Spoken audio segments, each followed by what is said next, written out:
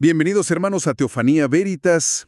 El día de hoy hablaremos sobre los pecados de omisión. Un tema que, la verdad, a menudo se nos escapa un poco, ¿no? Totalmente. Nos sumergimos hoy en una reflexión sobre un aspecto de la vida moral y espiritual que, seamos honestos, solemos pasar por alto. Aquello que dejamos de hacer. Exacto. No se trata de las malas acciones que cometamos, que esas las tenemos más o menos identificadas. Claro. Sino de las buenas acciones que, teniendo la oportunidad, pues simplemente no hacemos. Y la misión de este análisis que compartimos hoy es justo esa, tratar de entender por qué este tipo de falta es tan común, tan silenciosa y, según vemos, tan peligrosa para la vida espiritual. La pregunta de fondo es muy fuerte. ¿Y si nuestro mayor error no es lo que hacemos, sino lo que omitimos? Es una pregunta que te deja pensando. Muchísimo. De hecho, para arrancar, se comparte una historia personal muy potente. Es de un joven seminarista que va por la calle y ve a un hombre sin hogar. Y siente ese primer impulso, ¿sabes? Esa punzada en la conciencia que le dice, ayúdalo. Pero casi al instante, su mente empieza a levantar excusas. Las clásicas. No tengo sencillo, a lo mejor lo usa para otra cosa. Las mismas de siempre. Seguro alguien más lo ayudará. Y bueno, sigue de largo. La cosa es que esa noche no pudo dormir. Claro. Técnicamente no había hecho nada malo. No le hizo daño a nadie. Pero él sabía, en su interior, que había fallado. Había pecado. Esa anécdota es el punto de partida perfecto. Porque ahí está el dilema. ¿De dónde viene esa culpa si no hubo una acción negativa? Bueno, lo fascinante es que las escrituras lo abordan de una forma increíblemente directa. Sí, sin rodeos. Hay un pasaje en la carta de Santiago, el capítulo 4, versículo 17, que es lapidario. Dice, aquel que sabe hacer el bien y no lo hace, comete pecado. Directo. No hay grises ahí. Es casi una fórmula matemática.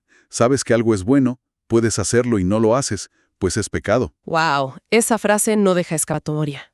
Y lo que me impactó es cómo la reflexión conecta esto con la parábola del juicio final. Mateo 25. Es clave. Es que ahí la idea explota.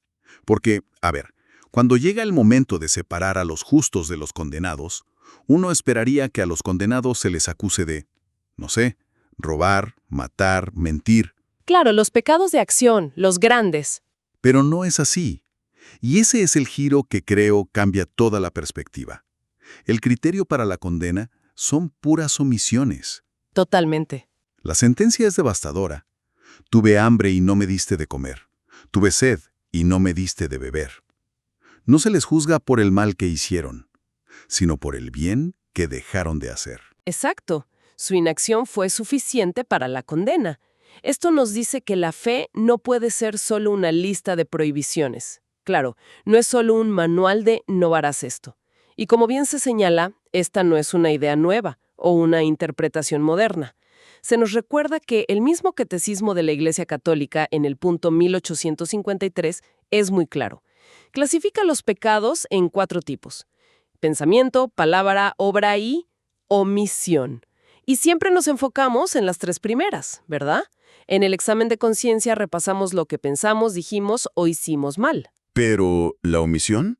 La omisión es como el punto ciego, un punto ciego peligrosísimo, porque a diferencia de un pecado de acción que suele ser evidente, la omisión es silenciosa, no deja rastro, es mucho más fácil de justificar. Ahí es donde entra la parábola del buen samaritano, que se usa como el ejemplo perfecto. Pensemos en el sacerdote y el levita. Cuando ven al hombre medio muerto en el camino, ellos no empeoran su situación. No le pegan, no le roban. No, simplemente, como dice el texto, dieron un rodeo y pasaron de largo. Y ahí está la clave.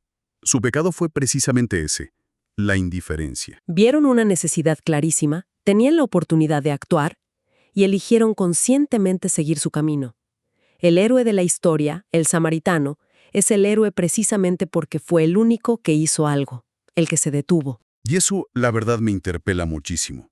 Es muy fácil leerlo y juzgar al sacerdote, pero siendo honesto, ¿cuántas veces al día mi mentalidad es, tengo prisa, esto no es asunto mío, alguien más lo hará? Es que todos nos reconocemos un poco en ellos, y ese es el poder de la parábola. no está para señalar a otros, sino para que nos veamos reflejados. La indiferencia es cómoda. La compasión exige algo de nosotros: tiempo, energía, recursos. Ok, pero un momento. Todo esto puede sonar un poco abrumador. Si lo llevo al extremo, ¿significa que debo sentirme culpable por cada problema del mundo que no soluciono? ¿Dónde está la línea? Es esa pregunta lógica, y es crucial. La reflexión es muy clara al respecto. No se trata de cargar con la culpa de todo el sufrimiento del mundo. Menos mal, un pecado de omisión ocurre bajo condiciones muy específicas. Ocurre cuando existe un deber real y una responsabilidad clara en una situación concreta donde podemos y debemos actuar. Y conscientemente elegimos no hacerlo. Entiendo. No es sobre lo imposible, sino sobre lo posible que tenemos delante. De hecho, se dan ejemplos muy concretos. El primero, en la familia. Así es. Por ejemplo, un padre o una madre que no educa a sus hijos en la fe. No es que les hagan un daño activo, pero omiten un deber fundamental de su rol. Se cita Deuteronomio, que insiste en enseñar los mandatos de Dios a los hijos en todo momento. O sea, es una tarea activa. Es un mandato, no una opción. Omitir esa guía es una falta grave. Otro ejemplo que me pareció muy actual es en el trabajo. Un empleado que ve una injusticia, un acoso, un fraude, y tiene la posibilidad de denunciarlo, pero se queda callado por miedo. Ese silencio cómplice es una omisión clarísima. Se trae a colación un versículo de Proverbios que es tremendo: libra a los que son llevados a la muerte. Es una hipérbole, claro, pero el principio es el mismo. Si puedes intervenir para detener un daño y no lo haces, compartes la responsabilidad. Y el tercer ejemplo es a nivel comunitario: ser testigo de un abuso, de un pecado público, y mirar para otro lado porque no es asunto nuestro. Exactamente. Lo que queda claro es que la omisión no es algo etéreo. Está ligada a nuestros roles, como padres, como compañeros, como ciudadanos. Donde hay una responsabilidad, hay un potencial de pecar por omisión. Para explicar este salto de una fe pasiva a una activa, la reflexión usa una analogía muy sencilla pero muy potente. Dice que un hijo no demuestra ser un buen hijo solo porque no le roba a sus padres. Claro, eso es lo mínimo esperable. Se considera un buen hijo cuando activamente ayuda, muestra cariño, respeta, cuida. Es una analogía perfecta. De la misma manera, Dios no solo espera que evitemos el mal, espera que hagamos el bien activamente. Y aquí se conecta todo con la parábola de los talentos. Cierto, la del siervo que recibe un solo talento. Su castigo no es porque haya malgastado el dinero. No para nada. Su único pecado fue cavar un hoyo y enterrarlo. La pura inacción. La omisión. Y es llamado siervo malo y negligente, no por lo que hizo, sino por lo que no hizo con el don que se le confió. Y si llevamos esa lógica a nuestra vida, la implicación es enorme. Cada uno de nosotros ha recibido talentos, dones, habilidades, tiempo, recursos. La gran pregunta en el juicio, parece, no será solo ¿qué mal evitaste?, sino ¿qué bien hiciste con todo lo que te di? Justo. No usar los dones para el bien es en sí mismo una ofensa a quien te los dio. Es como decirle, tu regalo no me importa. Además, se añade una consecuencia espiritual muy práctica.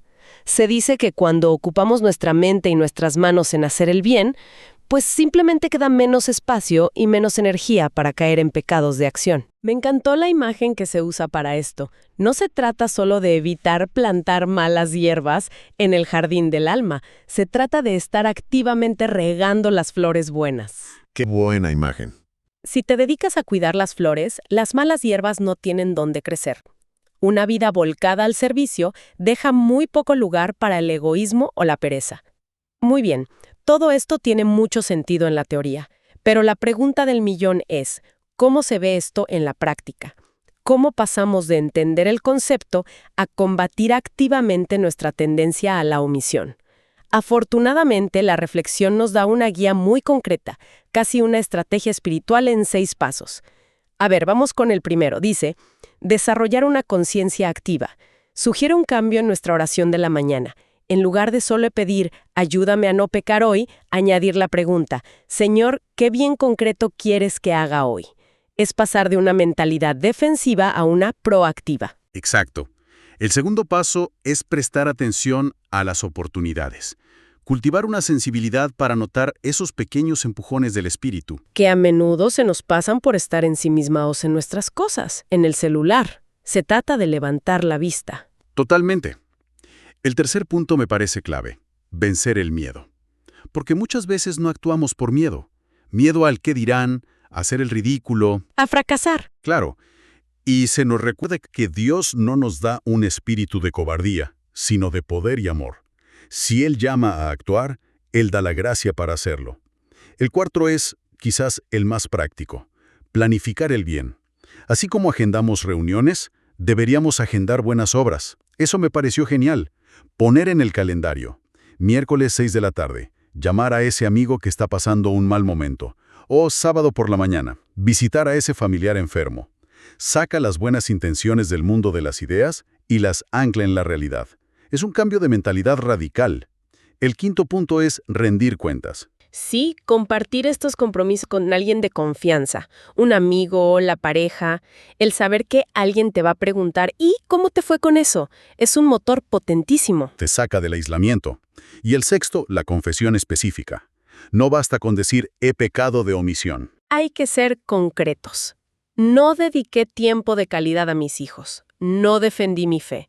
Vi que alguien necesitaba ayuda y me hice el distraído. Ser específico trae una sanación mucho más profunda. En definitiva, lo que me llevo de todo este análisis es una invitación a un cambio de paradigma. A pasar de una moralidad pasiva, de mínimos, a una fe activa, dinámica, que busca cada día oportunidades para hacer el bien.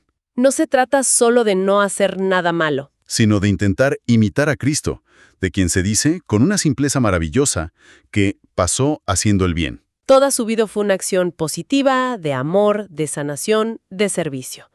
Y la reflexión concluye no con una afirmación, sino con una pregunta. Una pregunta para que cada quien se la lleve y la medite en silencio. ¿Cuál es esa pregunta? Cuando estés en tu lecho de muerte, mirando hacia atrás, ¿de qué te arrepentirás más? ¿De las cosas malas que hiciste o de las cosas buenas que, pudiendo, dejaste de hacer? Una pregunta que resuena muchísimo. Y con esta reflexión los dejamos. Si este mensaje te ha servido, te invitamos a suscribirte al canal, a darle like y a compartirlo para que llegue a más hermanos. Que Dios los bendiga.